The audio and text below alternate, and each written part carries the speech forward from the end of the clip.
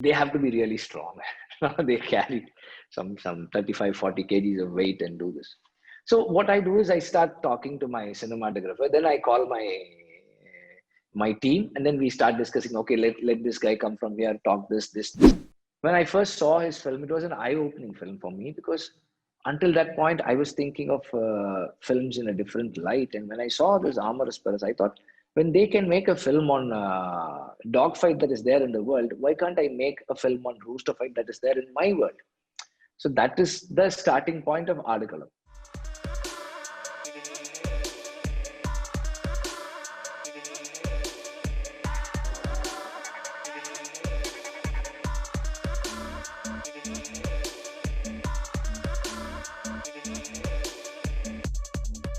One common thread that connects the narratives of your films is that the way in which you portray and examine the lived realities of the subaltern people. So, why do you think it is important to reflect on the subaltern experiences through cinema? I think it is a common man's medium, especially the mainstream cinema that we are making. I'm not talking about the films that are made for filmmakers. There are some filmmakers who are filmmakers, Yeah. like Kieslowski, Nuri Bilgi. We all watch their films and learn from them, and it's like it's really good to watch their films. But then when you are making films for the mainstream audience, for the common man, I think it is this medium should talk more about the common man, his world, his life, his struggles, his victories. That's very important. How a common man uh, wins over the might of the system. These are stories that needs to be told. Of course, we all make the mistake of having one person bringing in that victory. That is not the right thing to do. But then, for the convenience, for the sake of convenience, we are doing it that way. We should gradually get over that. That's also is very important. Yeah, another thing about your films, common to all films, is that the exploration of betrayal. Betrayal as a theme in Polladavan, in Vadachennai, in Adikalam. Betrayal is constantly present. So, your thoughts on that? I also have wondered about it. There are three major emotions in my films: guilt and fear. These two are the most prominent emotions, and that stems from the betrayal. So I feel that when you have intense love and care and concern on one side, it has to, it will balance itself by putting betrayal on the other side. I think it's that. Even in Asuran there is betrayal. So Yeah. I've wondered a lot, and why uh, this is a recurrent theme in my writing. I'm not able to understand it in a very scientific way, but I've noticed that being repeatedly being part of my films. And a few films are driven by that betrayal only. Like Vada Chennai is driven by the betrayal, and Yeah. then Adikalam is driven by the betrayal. So these two are very predominantly that. Visarane also has betrayal. These boys trust the Inspector Muthuvel, and they go Yeah. in, and then he's not able to protect them. Though he's a victim there, but he was ready to betray them. Yeah. Just because they asked me, his superiors asked him, he's going to shoot them. So that way, this is a recurrent theme, and I'm yet to exactly find why it is repeatedly coming in the film. Yeah. Another thing is your love for the long takes. I mean, particularly in Visarne, in the second half, there is this couple of long takes.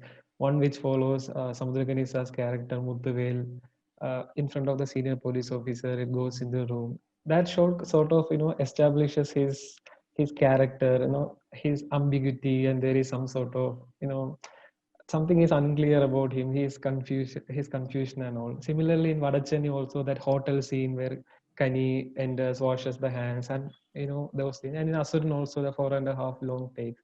So how do you choreograph your long takes? The first reason for my long takes is that when there are some intense scenes, I don't know. I really don't know where to cut the scene and where to have the next shot. The first shot, I will not be able to decide. Okay, let's shoot till this and then cut it. I will not know that. So what I do is, okay, let me try to put this in one single shot.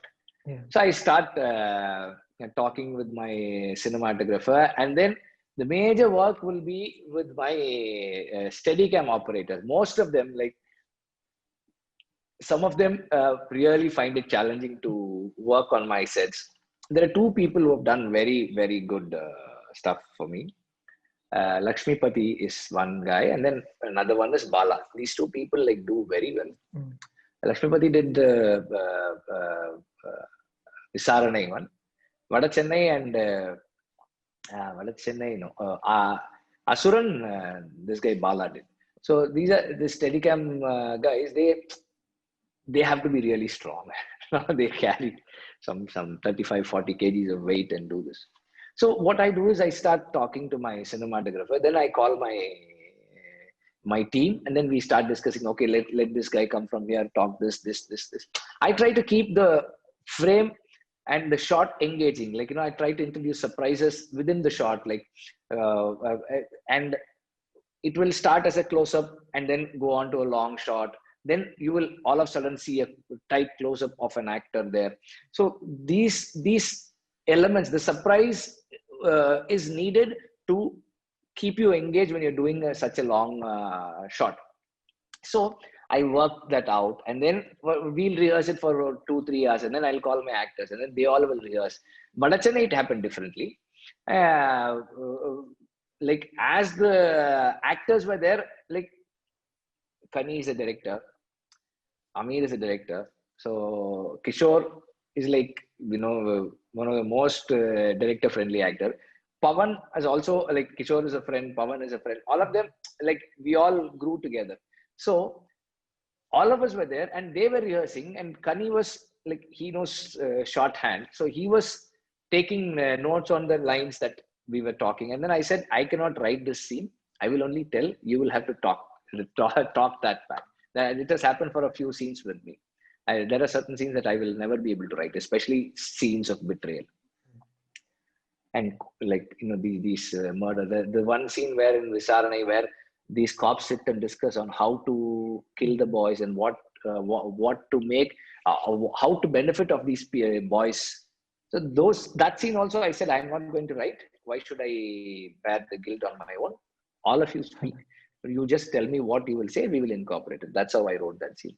So with the Visaranai shot, I really did not know how to cut it. And then I thought, staying on his face, that is one shot where you get to see a character so close, and then you start thinking along with him.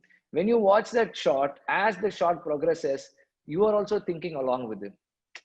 What am I going to do? What is this guy going to do? Is he this man? How is he going to react? Is he going to do the bad thing or do the right thing? Whatever that's happening in your head, the character's head is also happening inside the viewer's head. So that way, that shot happened in such a way that it just held the viewer and made him get into the minds of Muthuvel. And I think that shot is the shot that made people from that point, they are with Muthuvel. Of course, there is sympathy for the boys, but that shot shifts the attention from the boys to Muthuvel. From there on, we are more concerned about what's going to happen to Muthuvel. Will Muthuvel be able to save the boys? All of those things comes into place. And all the other shots also. And Asuran's shot is a very long shot, and there's a small space, and so much has to be spoken. And we started it as a long shot, and there's a tight close-up of there's one close-up of Manju within that shot. So we had everything in that shot. We had a close-up, we had an extreme long shot, we had a 3 shot, like everything. We had everything in that, and that's not easy to achieve. And all the actors, they come up with something very organic and very special when we do long takes. It might have some technical glitches here and there. You will see the camera shaking unintentionally, or sometimes the frames might go this way, that way. So these technical glitches actually add to the organic nature of those scenes, and it gives you a very real feeling. Like, it's as if you're watching someone in real, like, it's like going into their house, sitting, following them and seeing what's happening. So this thing, I feel, the long takes, a sing when you try to compose one whole scene into one single shot, this high is there. Like, the actors are giving so much into it, and then you feel it's so real, and the Yes. emotions are real. Technical glitches are there, but then you just ignore it and you just go with the characters, and we start uh, following them. That's what I feel. Yeah, is that true? Like you said, the cinematography of your films, it has some sort of spontaneity, there is some rawness, and it often gives it's an immersive experience. So among the 5 films, 4 times you collaborated with Velraj sir. So how that cinematographer-director collaboration works between two of you? Velraj does not come with any preconceived ideas for the film.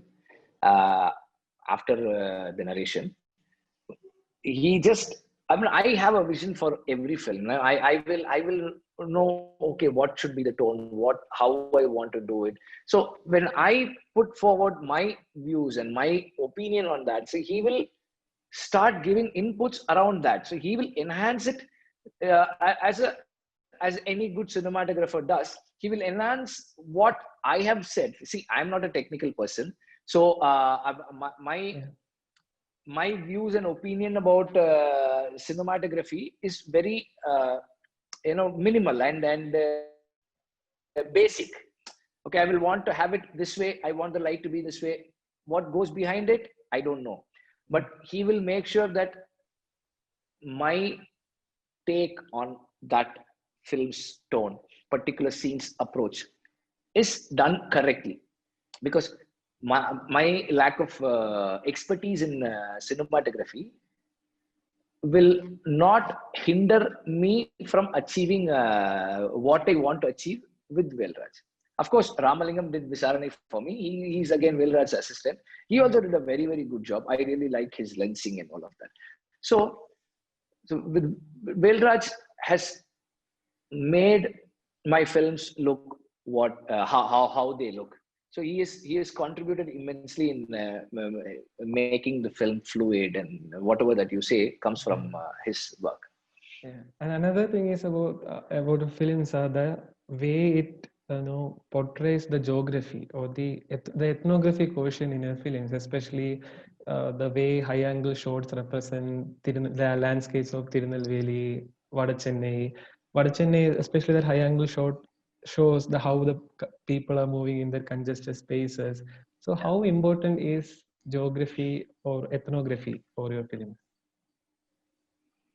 I feel the land you live determines what kind of a person you are, what kind of language you speak, how you perceive the world. Everything is determined by the land you live in. And then I think the stories that we tell are determined by the land we choose to tell the story with. Say, for instance, rooster fighting is in Chennai also. But if I had placed the story of Adukalam in Chennai, it would have been a different story. The people would have been different. The life would have been different. So it's the geography that makes the story what it is, and it makes the people who they are. So it's very important for me to get the landscape right. I go there, I sit there. Even now I'm traveling a few places Yeah. to get to know the world that I'm going to set the story next in. So we just go there, sit, see the people, try to understand them, and try to understand the specific words that they use, the food they eat, and what what is their the history of the land. All of that. See, first thing for me is I get to learn something new, and then that learning gives me a story, and then that story is again teaching me about life. So this journey of uh, learning comes for me from understanding a geography, the landscape. Yeah. So there is this famous line from Les Miserables. It says, "There are no such things as bad plants or bad men. There are only bad cultivators." Your films sort of traces and examines the origins of violence in the society and portrays that the unequal and exploitative system triggers that violence. So how do you conceptualize violence? For me, I see violence as a tool to understand the dark side of man. Uh, I think, except for humans, violence for others is only for survival. A tiger hunting or killing someone is for its survival, for it to eat. But man kills for love, man kills for greed, man kills for pride, man kills for land, man kills for everything. So for me, through violence, trying to understand the dark side of man is an approach. I feel Edgar Allan Poe, Dostoevsky, all these people have done that, and a lot more have done that. But I'm just remembering these two names. Yeah. There's something that bothers me a lot. Uh, like when you watch a film of the 80s, even now, some big action films must be having it. I don't recollect any of it off late. When you watch the story films of the 80s, 90s, early 2000s, a boy and a girl would be in love.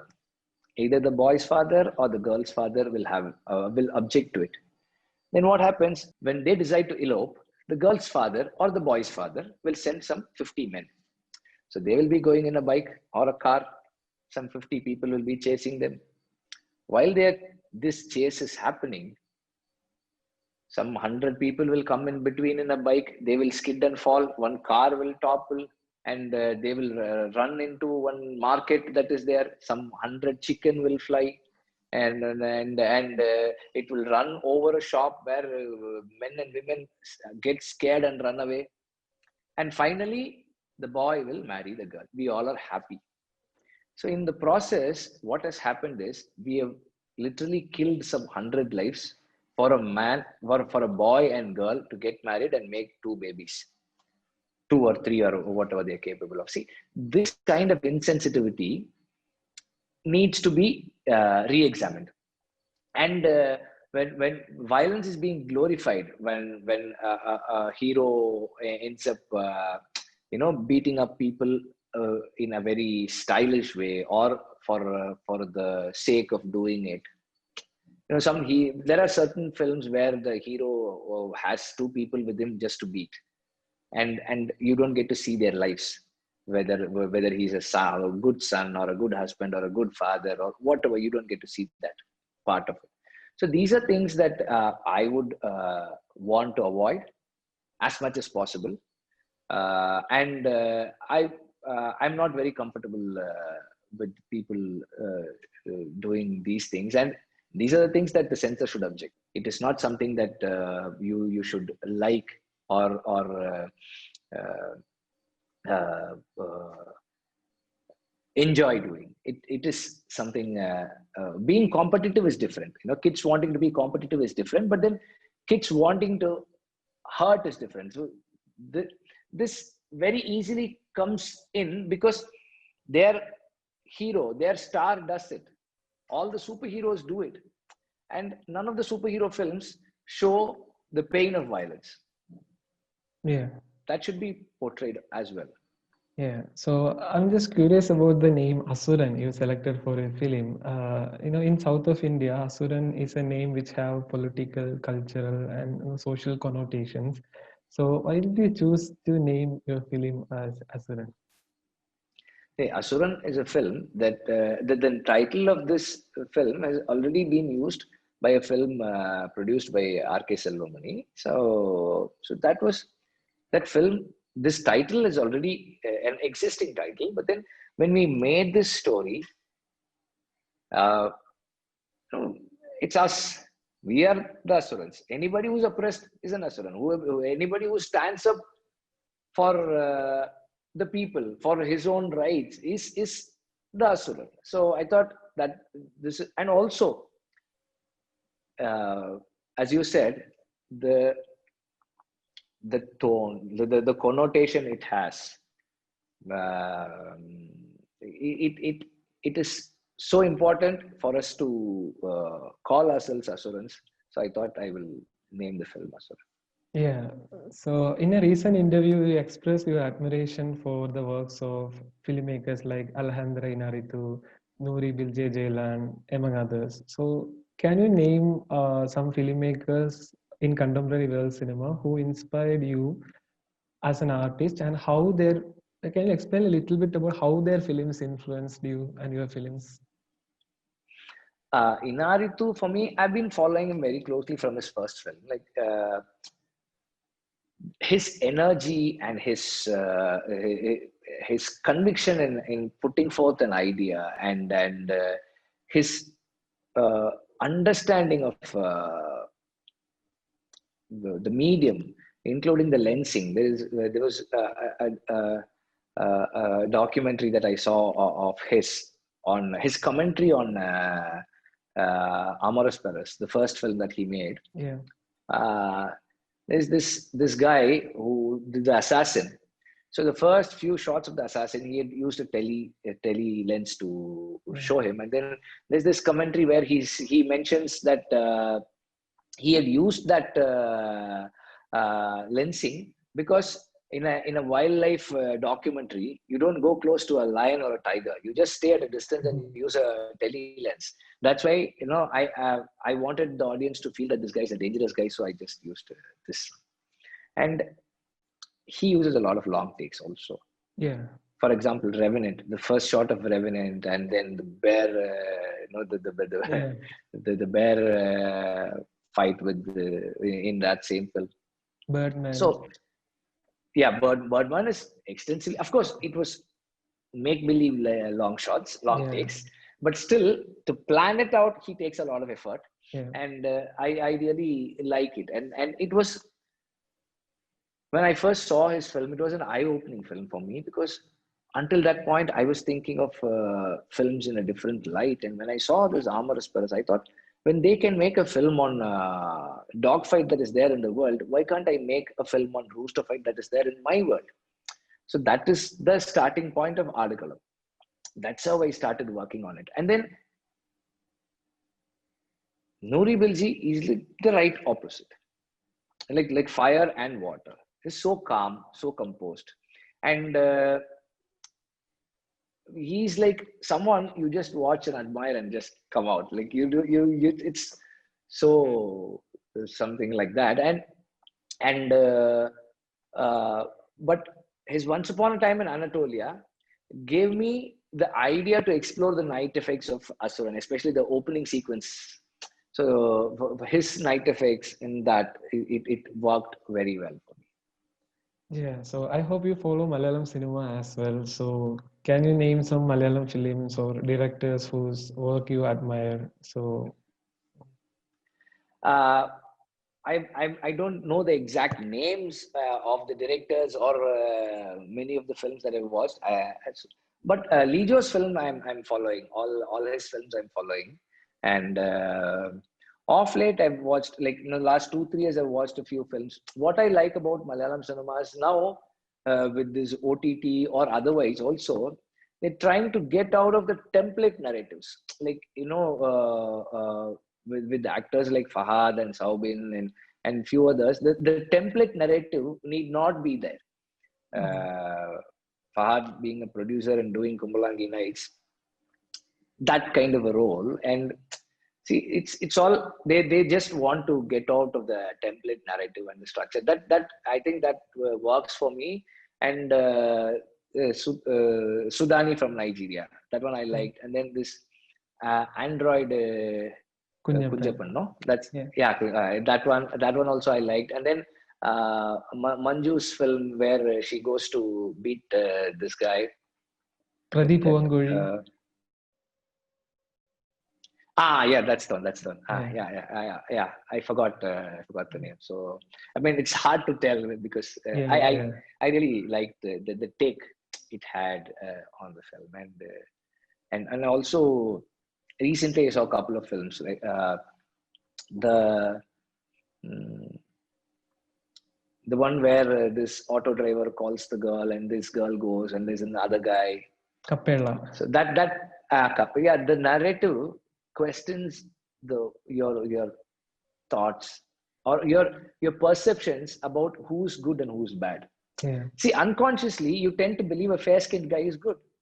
So you're conditioned to think that way. So this film, intentionally or unintentionally, that questions this whole thing. Yeah. See, you don't expect this boy to be a bad guy because he's fair, handsome. You look at this other boy and you think he's bad because he's brash. He does things in a very crude way. So it questions that. That also I liked. And then again, see you soon. Within the limitation, the confines, working within that space to write a script within the restrictions that you have and to tell a decent story is a big challenge. They've done a very nice job.